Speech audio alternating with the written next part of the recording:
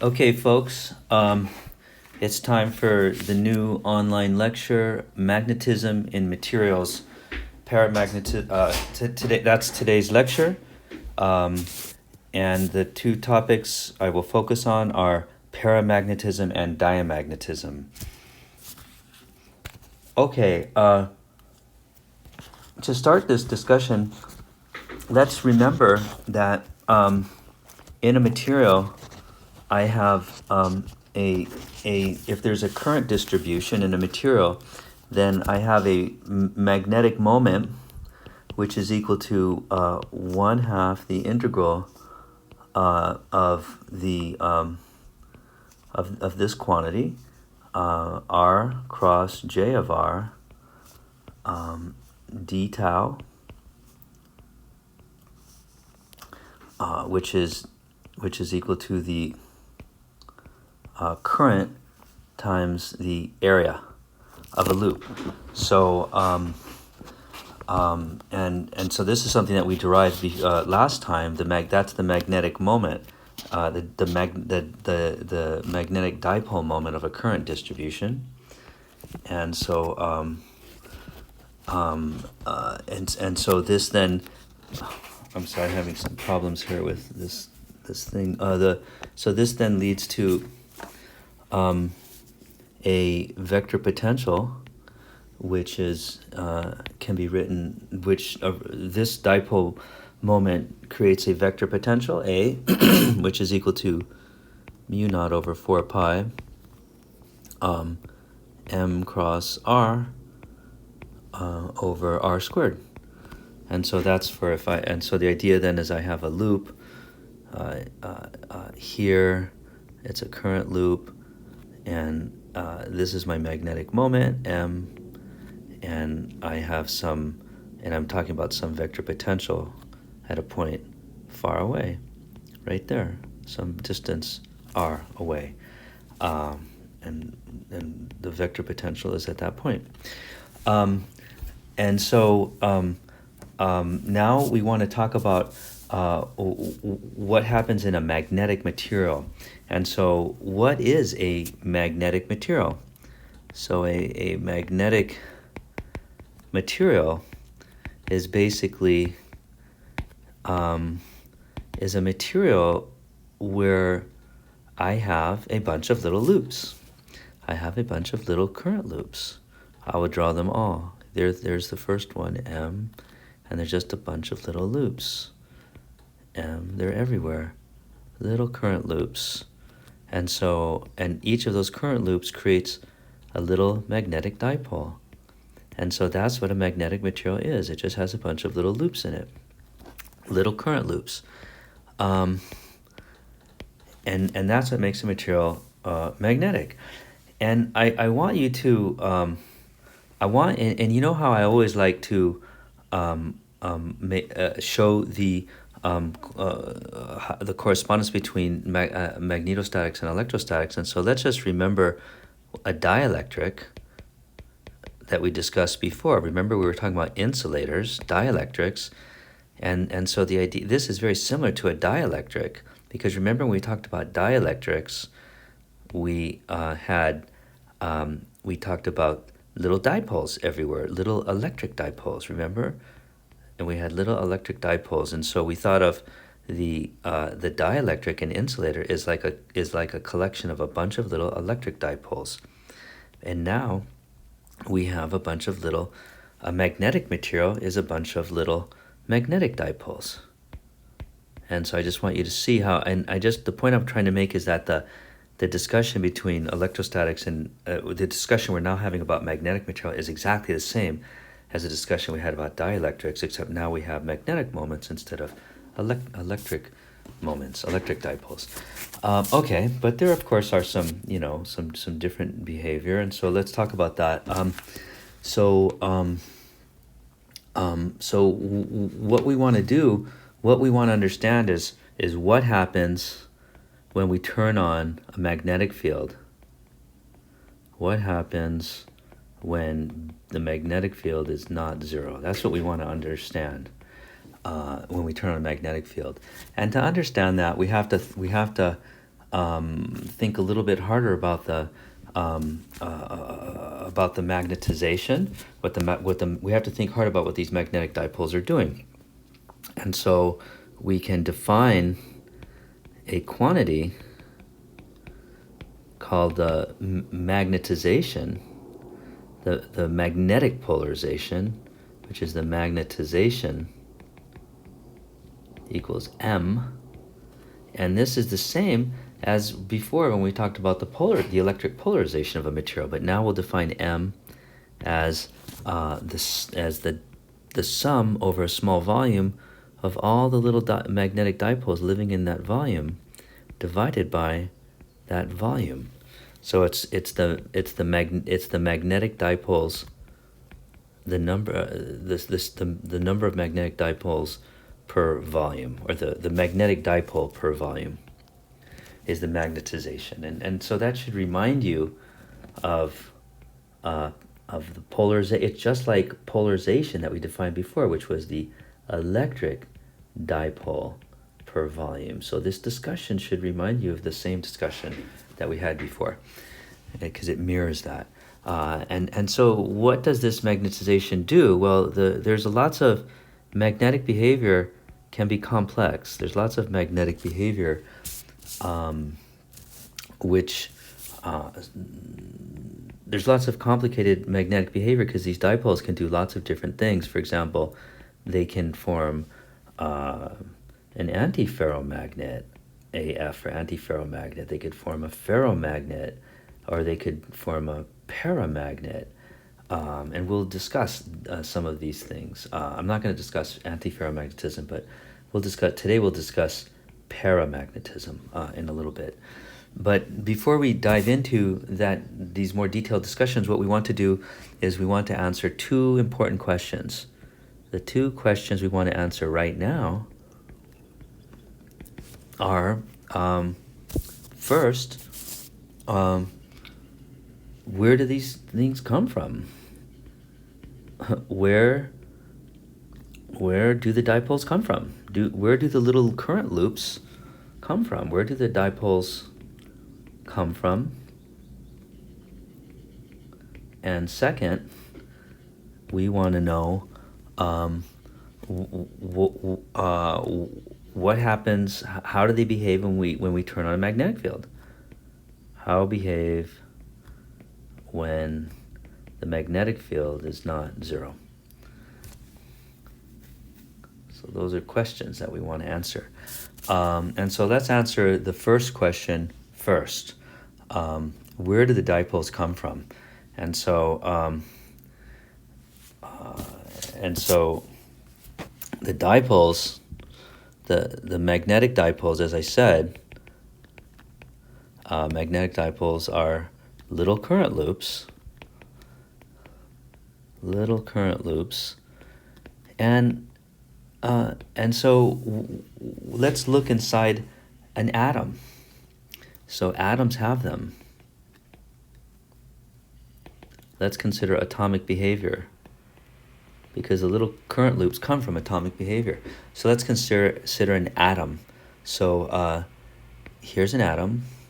I have a nucleus. Let's consider the simplest atom, hydrogen.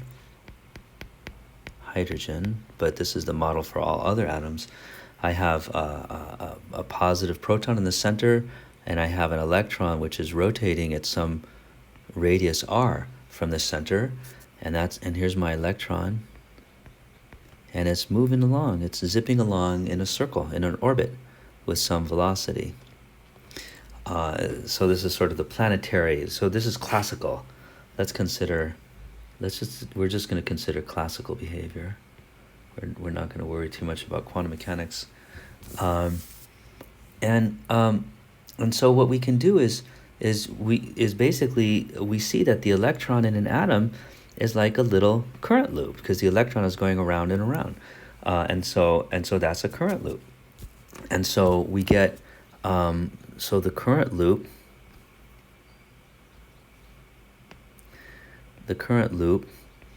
comes from the orbital motion of the electron. And so what we can do then is we can calculate the magnetic dipole that arises from that loop, the orbital motion of the electron. And the magnetic dipole is equal to current times area, which is something we derived last time. And so we see that the current of the little loop is just going to be the charge over time times and then area. And so we can figure out what that magnetic dipole is, because the charge on the electron is minus E. The time it takes to go around the loop is t, the period of the motion, and the area is pi r squared. And so we can find the t, the period, is the period of the motion, and that's just going to be the distance, which is the circumference of the circle divided by the velocity.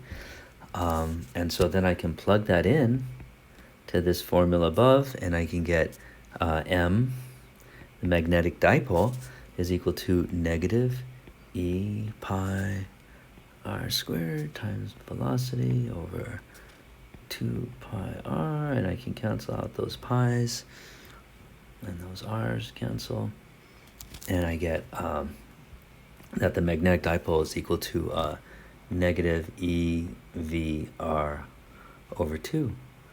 Now, that's a little formula that we're going to use later, so try to remember it, although I know it's impossible to remember all these things. But so we can see that the magnetic dipole is equal to this simple relationship between charge, velocity, and radius of the atom. And what we can do now, though, let's play a little math trick. Let's multiply by the mass of the electron divided by the mass of the electron, just 1. We can do that. And so then what we get is that the magnetic dipole is equal to negative E over 2 ME times ME VR. Just playing around with those little constants. And this is nice because now we can see that this is equal to L, the angular momentum, because that's remember, because L is equal to, remember R cross P, but P is just mv, so we have mvr, so that's the angular momentum up there. And so what we have then is that the magnetic dipole is equal to negative E over 2me times L, the orbital angular momentum. And what we like to do, because this is a quantum thing, well, I told you we wouldn't do too much quantum, but just a little bit of quantum, we like to multiply this times h bar over h bar, which then leads us to negative E h bar over 2me times L over h bar. And so this is the magnetic moment of the electron moving in an atom. And so this this constant here, we like to call this constant in front, give it a name. We call it mu b, a Bohr magneton. And so then then what we get from this is that the magnetic moment is equal to negative mu b times L over h bar. And so that's the magnetic moment of an electron in orbiting in the electron in the atom. And so where the Bohr magneton is this, the Bohr magneton is E h bar over 2me. Okay. But now let's also notice that the electron has spin. I'll draw it up here. Go back up to that picture. See this? There's some spin on the electron, and so there's additional current loops. Because if we think of this in this planetary picture, then we can think of the electron as like a planet, and so the electron. So because of the spin, let's consider the electron spin. The electron spin, and the best way to think about the spin classically, although it's a very complicated quantum mechanical behavior, but we can think of it in a very simple classical way. Let's just think of the electron as a distributed object, like a sphere, and let's think of it as a distributed sphere where the negative charge of the electron is distributed over the volume, and it has some radius, and it's spinning on its axis with some angular velocity, omega, and the charge in that sphere is the charge of an electron, E, which is E. I'm sorry, I should put the negative sign in front. And so then we know then that now if we think of the electron as spinning on an axis, then we know from the derivation we just did a minute ago, is that the magnetic moment is equal to negative E over 2me times L, the orbital angular momentum of the electron as it spins on that axis, because it has some orbital angular momentum. And so what we do is, but here's the trick. There's a little bit of a trick, and the trick is that for spin, it turns out in real life the electron is not actually spinning on an axis. The spin comes from the correct way to understand spin is to use the Dirac equation, which is relativistic quantum mechanics, and that's too complicated for us to discuss in detail right now. So just suffice to say that this relationship we derive using this trivial classical argument is pretty good. It almost works, but we need a fudge factor. We need a fudge factor, which is a factor of 2. We call it the gyromagnetic ratio. Fudge factor is G. And so what we say is we say that we call the angular momentum of the electron spinning on its axis, we call that spin angular momentum, but we have a fudge factor, and so the actual magnetic moment due to the spin is negative G times E over 2me times S. And that's the actual magnetic moment due to spin. So it's almost the same as the orbital, except I got that little fudge factor, that G, the gyromagnetic ratio. And that factor depends on the particle. For example, for electrons, G equals 2 for electrons, and G equals 5.6 for protons. And so for different charged particles, if they have spinning momentum, then they always have a magnetic moment, and you have this G factor. Okay, so today we're just focusing on electrons. That's the most, for most materials, it's really the electronic spin that's most important, and you can see why. Because see this mass, the magnetic moment goes as 1 over the mass of the particle, and so you can see that the magnetic moment of electrons is going to be much higher than the magnetic moment of protons, and that's why we can ignore them for most magnetic materials. Most of the time we can ignore them. And so the magnetic moment due to spin is going to be equal to, it'll be, I can plug in that 2, and it's negative 2 E over 2me S, which is equal to,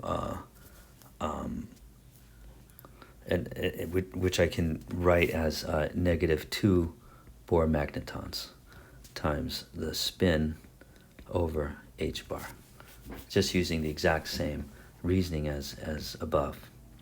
So that's the magnetic moment due to spin for an electron. Okay, so now we have the orbital one up here. I'll call it m sub L, and here I have m sub S. So that's the magnetic dipole of an electron in an atom, which is due to both orbital angular momentum and spin. So now you can see we have these little current loops. Basically, the charge spinning around gives us these magnetic dipoles, and that's where magnetism comes from. Okay, so if we want to understand the magnetization of a real material, then the magnetization all the magnetic properties are living in this quantity, the magnetization, which is the sum of the it's a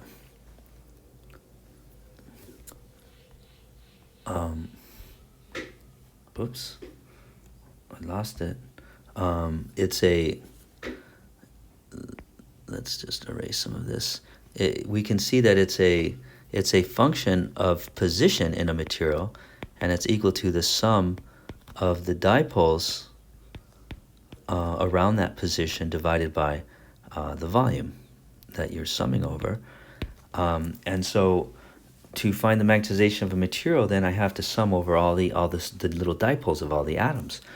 And that can be kind of complicated. And so to do that sum I just show you there is complicated. And there's a lot of complicated stuff that can happen. And to really understand it, we really need to do quantum mechanics. But we want to brush all that complexity under the rug, and we can really we can actually understand a lot of it in very simple terms without having to do fancy quantum mechanics.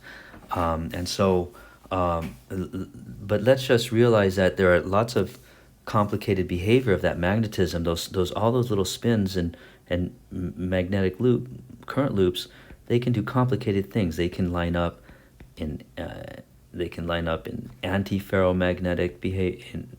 They can line up to give us antiferromagnetic magnetic behavior, which is when the spins start to anti-align, or we can get ferromagnetic behavior, which is when the spins all line up together, or we can get other kinds of behaviors, such as another behavior is paramagnetic behavior.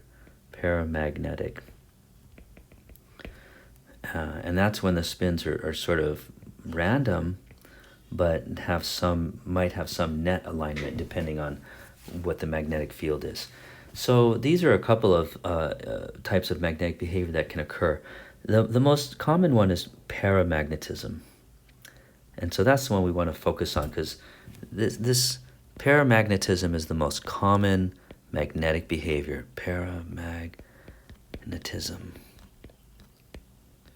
That's the most common one, so let's focus on that one. That's the one you see the most. It's the most common magnetic behavior in a material.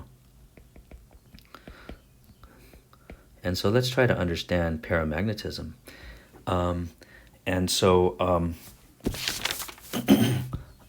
Okay, so what is paramagnetism? And paramagnetism is basically what happens when,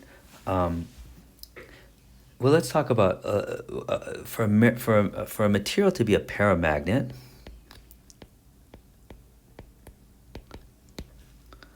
Then you need a couple of things. What happens in a material that we would describe as a paramagnet, which is really most materials, then we have some. Maybe not every. I take that back. Well, it's a common magnetic behavior, but not every material is a paramagnet. But to have a paramagnet, then what we need is that the magnetic moment per atom or element in the material has to not equal zero. So we need a non-zero magnetic moment, which is okay, which is something that can happen. And then the second thing is we need these magnetic moments to not interact. So the M's, all these magnetic moments in the material don't interact with each other. Don't interact. With each other. They're independent. So we can treat them all independently. And the third thing that we need is that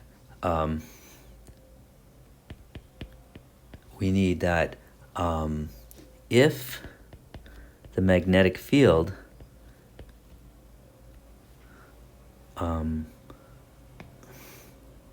is zero, then what happens is we need that the magnetization equals 0. Then the magnetization equals 0, where the magnetization is going to be the sum of all the little magnetic dipoles in the material, equals 0. And that happens due to randomness, due to random alignment. And so the only thing that can cause them to line up, the only thing creating the magnetic polarization, the only thing causing the magnetization to not equal 0 is when the magnetic field does not equal 0, is when the B field does not equal 0. And so that's a paramagnet, okay? So a paramagnet is when you have a bunch of magnetic moments in a material, they don't interact with each other, but they're random. And so normally, so if B equals 0, so this is a picture you should have in your mind. If B equals 0, then the material is like this, and all the little magnetic moments are pointing in random directions, like that. And so the magnetization is 0. But if B does not equal 0, if I point the B field like that,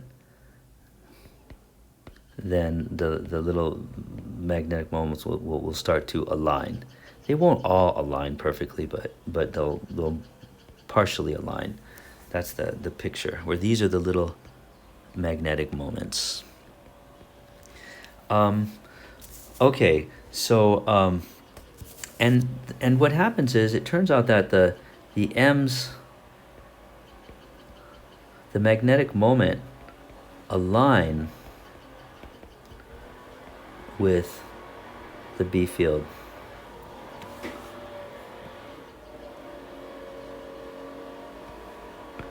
Hold on one second.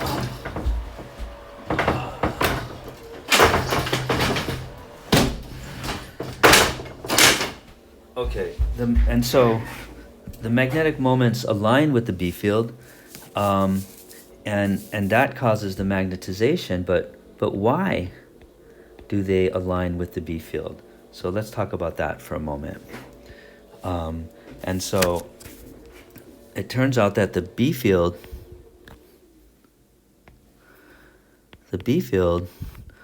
causes applies a torque on the magnetic moments, and that's what causes them to align with the B field, which is at the heart of paramagnetism.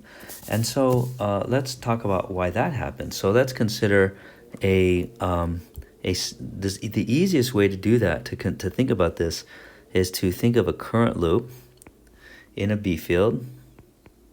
A B field is up. And let's think of a rectangular current loop. You might have seen this derivation before. This is sort of a famous derivation. So let's consider a sort of a rectangular current loop.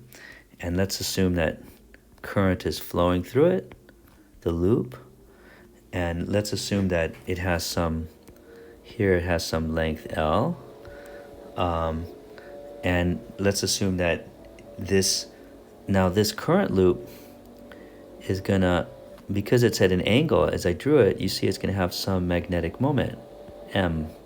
And that magnetic moment is aligned, has an angle with respect to the B field, theta. Now, and that's gonna be the same, and you could write that here too. You can see that that's the same angle as here. And so what we can do is we can calculate if we can calculate the torque that's on this rectangular current loop in the magnetic field, and that explains how the B field applies a torque on a current loop. So let's calculate that torque. So we need the torque. Remember, torque is equal to R cross F. So we got to figure out the force and then do R cross F. To do that, it's nice we first remember that the force is going to be coming from the Lorentz force. And so the force is going to be the integral of I cross B dl. We derived that before. That's just the Lorentz force on current flowing through a wire. I cross B integrated along the wire. And so let's redraw this diagram to make this calculation a little more precise. We can draw it like this. Here's the B field. And so here's my current loops, looking at it from the side on the edge, and we can see that I have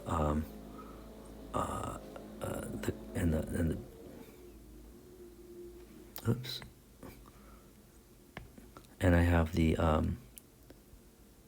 the magnetic moment is pointing like that. This is the B field, and so then this is, I have some angle here, theta, and then this distance is L over 2. And then this angle is also theta.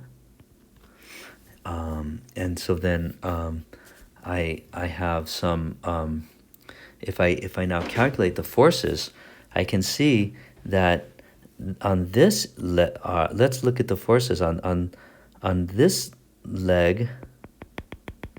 I can see that if I do I cross B, then the force is going to be pointing out in this direction. And on this leg, if I do I cross B, the force will be pointing in that direction. And those two forces do not apply a torque on this magnetic moment. The way I've drawn it, you can see how they cancel. But on this leg here, I can see that there's a force that's pulling out like that. And on this leg up here, I can see that there's a force pulling out like that. And those are the ones that are going to cause the torque. So let's redraw those two forces on this new diagram. And I can see that one of the forces goes out like that. And that's the force, the Lorentz force, and the other one goes out like that. And that's the Lorentz force. And what are these forces? Well, if I do this integral up here, then you can just see that the current and the B field are constant, and so it's just going to be IBL, because I'm just integrating along that edge. So this force is I'll write it like this, ILB. And so then we see that the torque is going to equal, the total torque is equal to the sum of all the torques, all the forces crossed by where they are, R cross F. And then we remember that the magnitude of the torque will be then RF sine theta, the magnitude of the cross product. And so then we see that torque, so then we see that the torque is going to be, and this, if I go back here, I can draw this little triangle, and I see that that's a theta in there. And so I can see that the torque there is going to be, and this distance is, like I said before, that's going to be L over 2. So I can see that the torque from that force is going to be ILB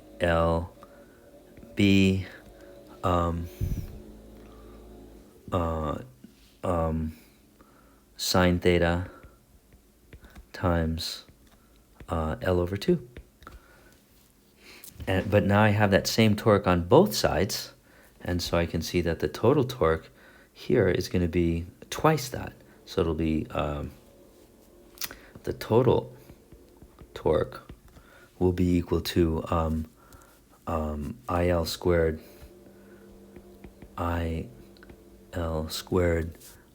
B sine theta, because I multiplied it by 2. That's what got rid of this factor of 2 down here, because there's the forces on both edges, both sides, the left and the right. And so then we notice that this is I times area, IA. And IA, remember, is M, the magnetic moment. And so what we see then is that the torque is equal to M B sine theta. And if we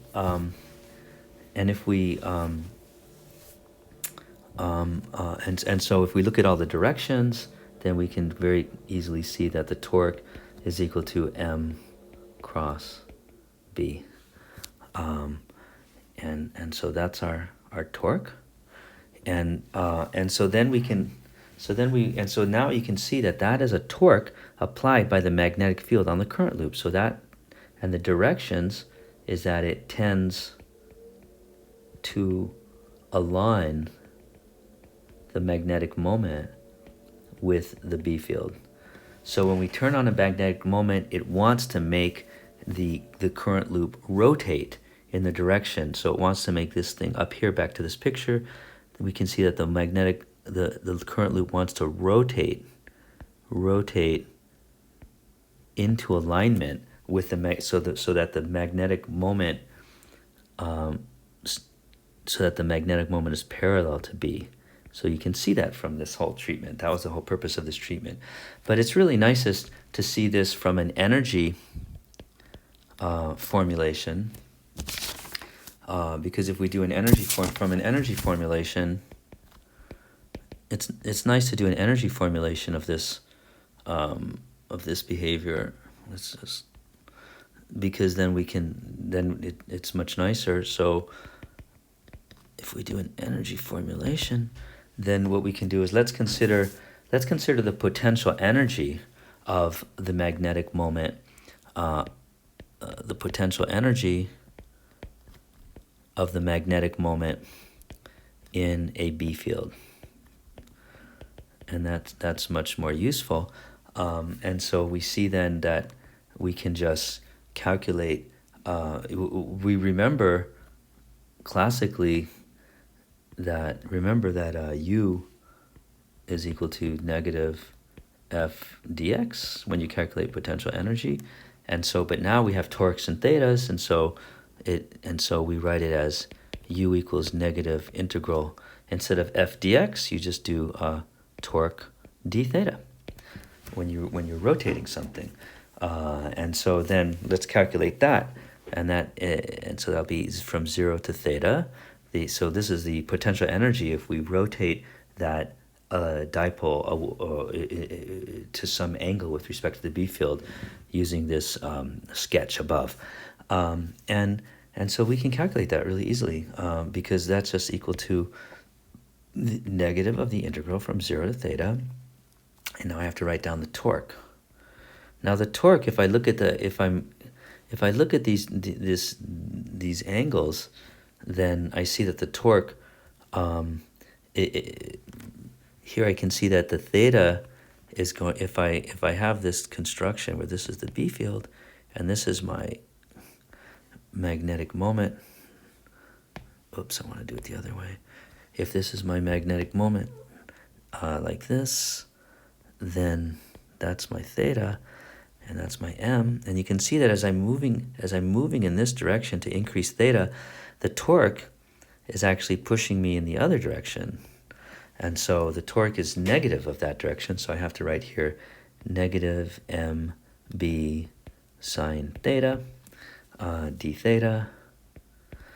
And then this, when I do that integral, that's just the integral of theta. The negative signs cancel out, so I have MB, and now the integral of theta becomes those negative signs cancel out, but then I have a negative cos theta, so that brings a new negative sign here, and I go from 0 to theta.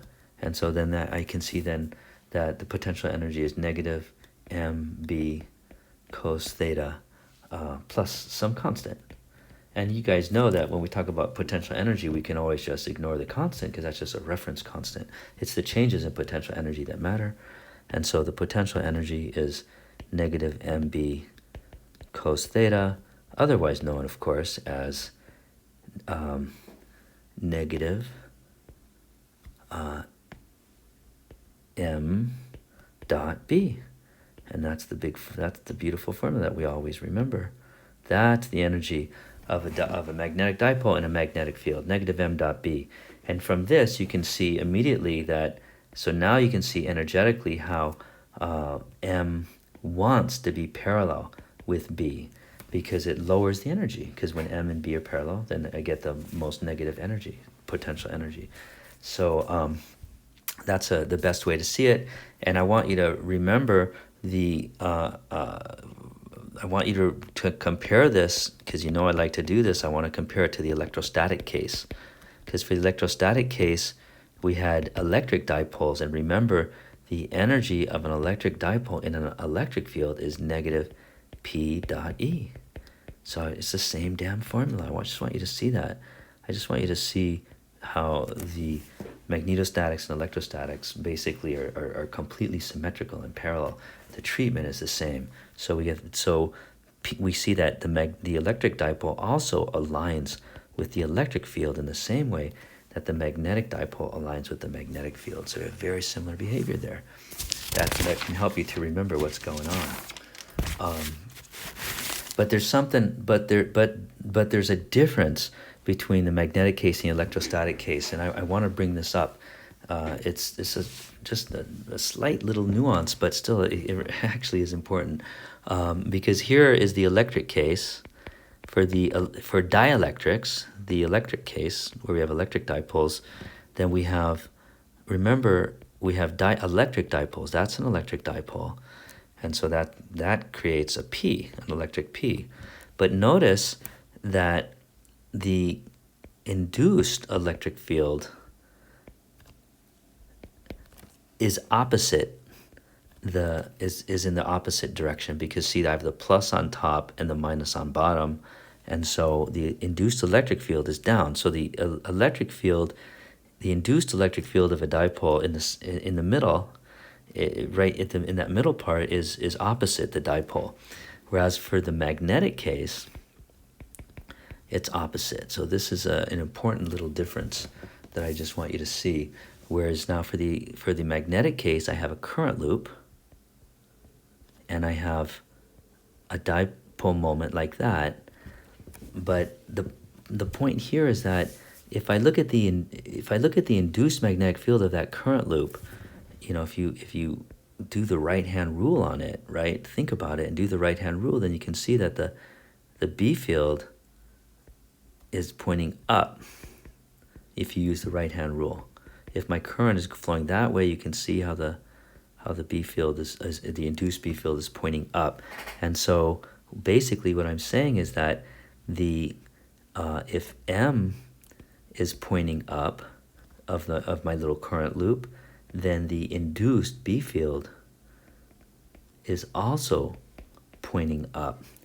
And so that means that when the P's align with the electric field, then the total electric field is smaller. That's why we call it a dielectric, because it goes against because the dipoles go against the electric field. Whereas when the magnetic dipoles align, maybe that's not the best way to. When the magnetic dipoles align with B, then the total magnetic field is bigger. That's why we call it a paramagnet. It's helping. Paramagnet. That's why we call it paramagnetic behavior, because it's helping. It's helping the magnetic field, and so that's an important difference. And you can see it just by looking at the details. You can see it yourself. It's not some mysterious thing. Okay, so now let's talk about this last topic today, and the last thing I want to talk about is diamagnetism.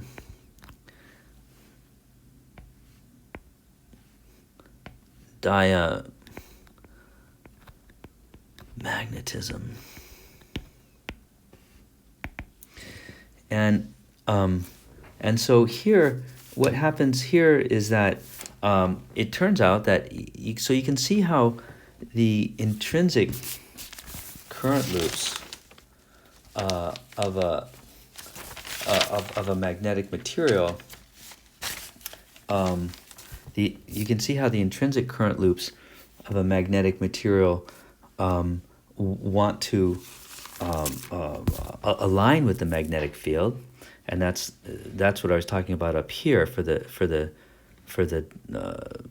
paramagnet. Up here, paramagnet, we have for the paramagnetic case, we had this magnetic moment, which comes from where I have this. It came from the orbital motion plus the orbital motion of the electron spinning around the nucleus plus the spin, right? So I have this net magnetic moment in a paramagnet like this, what we were just talking about, and those always align with the field, and so that those, when this aligns with the field, then it creates a bigger magnetic field. But it turns out that there's another effect also that can happen in a material where the orbital motion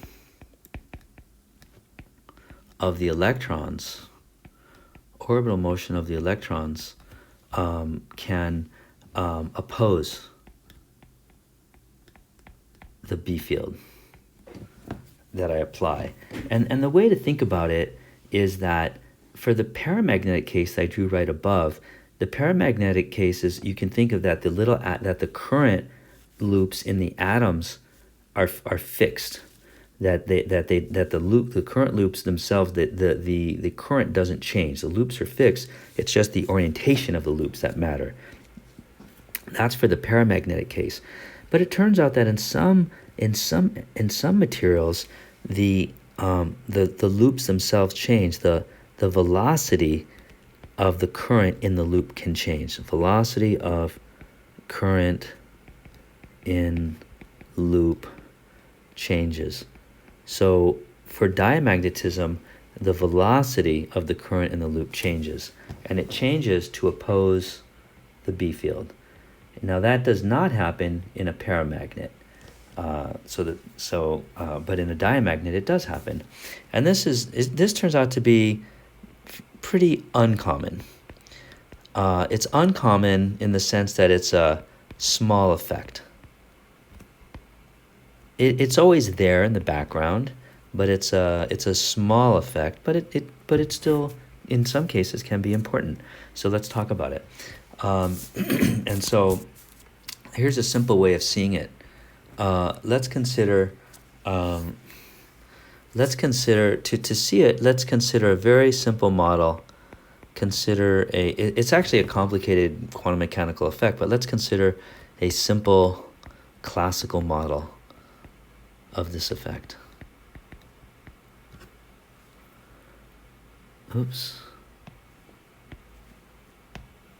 Simple classical model of this effect. And so let's consider an electron rotating around a nucleus. So we'll go back to the hydrogen atom picture, and we'll draw an electron going around. And this electron, it's a particle going around with some velocity, and let's assume that's going around with some velocity v naught. And so v naught is making it go around the circle, and then we see then that let's consider what happens before we turn on B. So this is the case where B equals 0. And for this case, then for the circular motion, then you can see that if I have a proton here, which is plus E, and the electron is minus E, then there's going to be a force. And if there's some, and if the distance out here is the radius of the atom, then there's going to be a force pulling the electron in. There's going to be a force pulling it in. I'll call that the electric force. It's pulling the electron in. And you know what it is. It's just the Coulomb force pulling the electron in. It's just going to be, the electric force is just going to be 1 over 4 pi epsilon naught times E squared over R squared. That's just the Coulomb force between the electron and the proton. But if the electron is going in circular motion, then classically we know that has to be equal to mass times centripetal acceleration, which is going to be the mass of the electron times v naught squared over r. That's the centripetal acceleration, v squared over r, that you guys remember from some class you took a long time ago. And so I have then this relationship. Between these quantities here before I turn the magnetic field on. Now let's turn the magnetic field on. Now this is after B. We turn on the magnetic field. Now the B, let's see what happens when we turn on the magnetic field. Then the situation is like this, because now we have the same picture as before, where now we have the electron and it's moving along. I have my radius, but now let's turn on a field like this, and so now we have a magnetic field that does not equal 0. And so what we see now is that we have the same forces, we have the same electrostatic force as before, this Fe, the same as before, but now, and we can write that force is, we can see that the force acting on the electron is that electrostatic force. But now we have a new force, because now we have the Lorentz force, because now the electron is moving with some velocity. I'll call it the new velocity in the magnetic field, and so there's a Lorentz force. And now that if we add, and that Lorentz force, you can see, is also pointing inwards, because if this is the E minus, you see that if I have the Lorentz force is equal to minus E V cross B, and so you can see that it's going to be V cross B is going to point, if the B field is going through it, if you do the directions, you can see that V cross B points outward, but because I have a minus E in front, the Lorentz force, you can see, is going to point inwards. So force Lorentz. So I have two forces pointing inwards. I have the electric one and the Lorentz one. And those two now are what's going to cause it to spin, because to have circular motion, then mv squared, I still need those two to equal mv squared over r for circular motion. And so now I can write the new equation, which is 1 over 4 pi e squared, oops, not e squared, 4 pi epsilon naught times e squared over r squared plus the Lorentz force, which is going to be E times this new velocity times B, and that has to equal m E times this new velocity divided by r. And so you can see that basically what's happening for this geometry that I've drawn, you can see that the force pulling the electron in is stronger. Now we're assuming, let's assume that r equals a constant. And so the idea is that so you think of the electron as moving on a track. You can think of that as in a quantum state, and so it has to stay at that radius. And so if we assume that the radius is constant and the force is greater, it has to move faster. Move faster. So now the electron is moving faster. But I want you to notice something else, that if I look at the electron, this electron here, I just drew it, then if it's moving in that direction, then look at the B field that is created by that electron. If I think of it as a current loop, the electron current loop opposes the B field, the applied B field. Because if the electron is going faster, then it's creating B field that goes opposite the applied B field, where this B field here is perpendicular to the current loop. Although it's hard to draw it the way I've drawn it here, but the idea is that I have the electron is moving in a circle like that, and the B field is penetrating it. That's the geometry. And so I can see that the induced B field by that electron is opposing B. So I just want you to see that geometry. Okay, so now I have these two equations.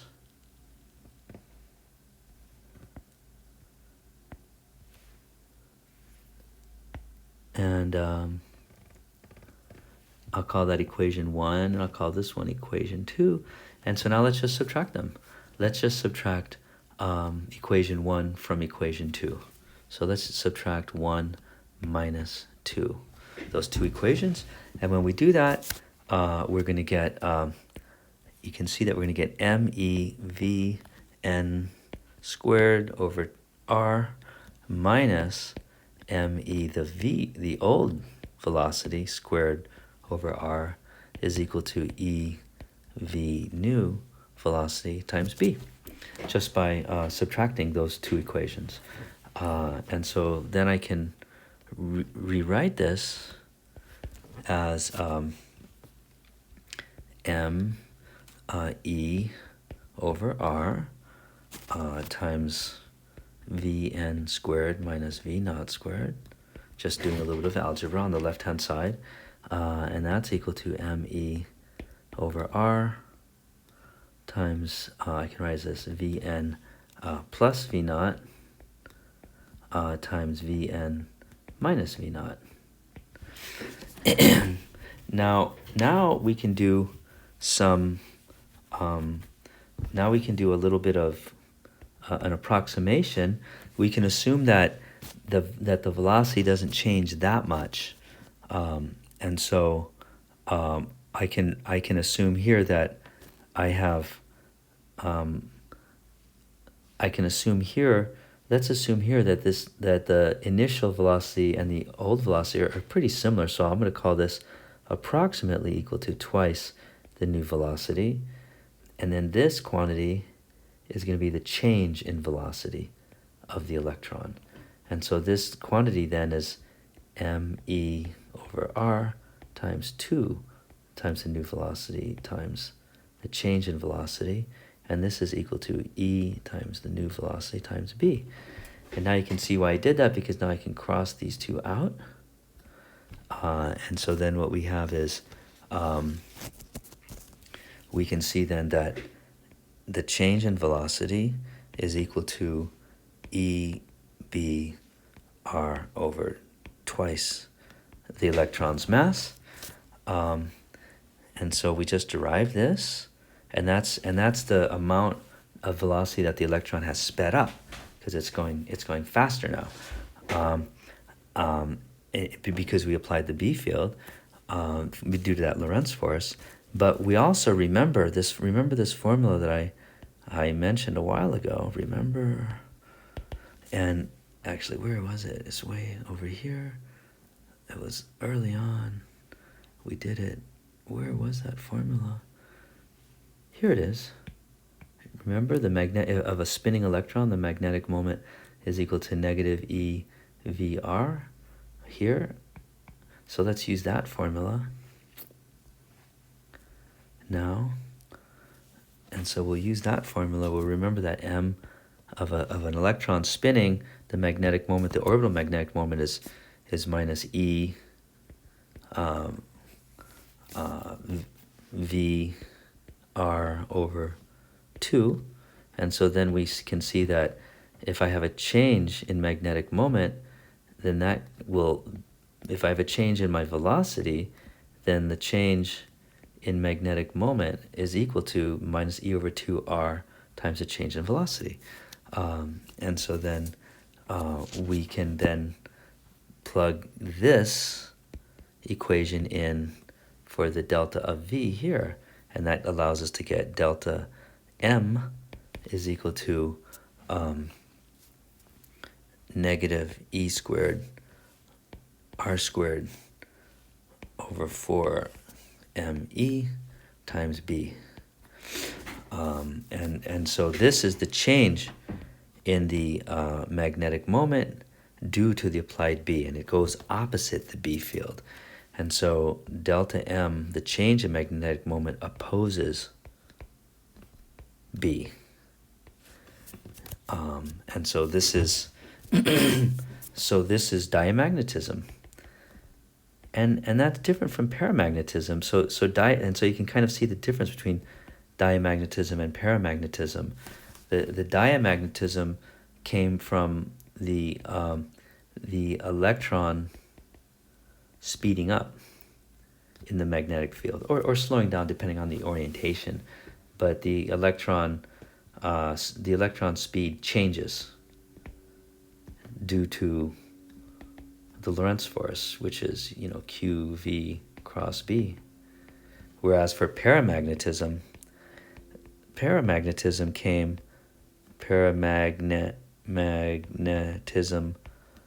occurred because in an atom I have a total magnetic moment, which is equal to negative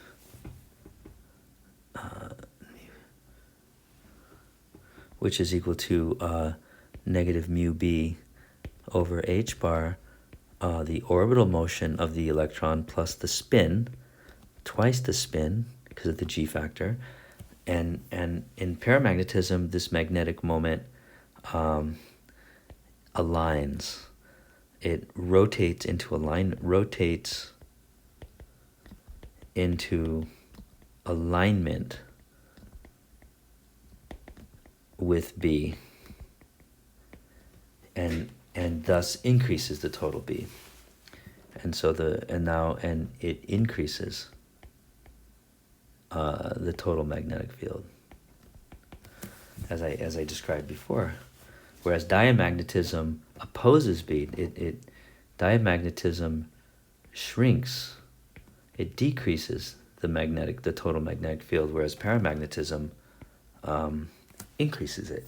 So I just want you to try to understand those two opposing phenomena. And I just want to say that typically paramagnetism is bigger. The paramagnetism effect, when you look at all the details, is bigger typically than diamagnetism. And that's why for diamagnetism, that's why in the real world the main effect of most materials is often a paramagnetic effect rather than a diamagnetic effect, typically. But that's not always the case. Okay, folks, that is the end of this lecture. Thank you. Bye-bye.